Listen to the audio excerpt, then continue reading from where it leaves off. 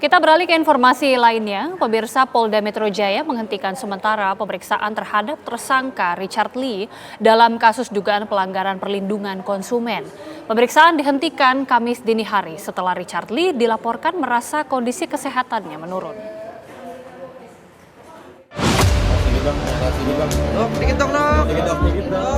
Richard Lee memenuhi panggilan pemeriksaan oleh penyidik Polda Metro Jaya pada Rabu 7 Januari 2026 usai ditetapkan sebagai tersangka pada 18 Desember lalu dalam kasus dugaan pelanggaran perlindungan konsumen terkait produk dan layanan perawatan kecantikan.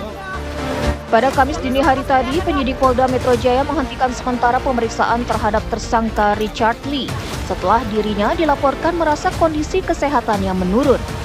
Dalam pemeriksaan yang berlangsung hingga dini hari, penyidik mengajukan 73 pertanyaan dari total 85 pertanyaan kepada Richard Lee. Penyidik sudah menanyakan 73 pertanyaan dari 85 pertanyaan. Saudara dengan inisial RL pada saat mendekati pukul 22.00 merasa kurang enak badan.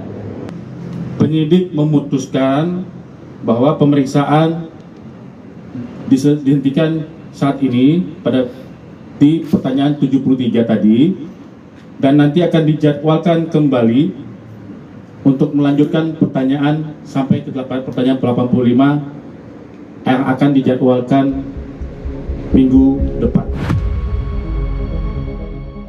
Penetapan Richard Lee sebagai tersangka telah dilakukan polisi sejak 15 Desember 2025 lalu. Richard Lee diduga melakukan pelanggaran perlindungan konsumen dalam bisnis produk dan perawatan kecantikannya.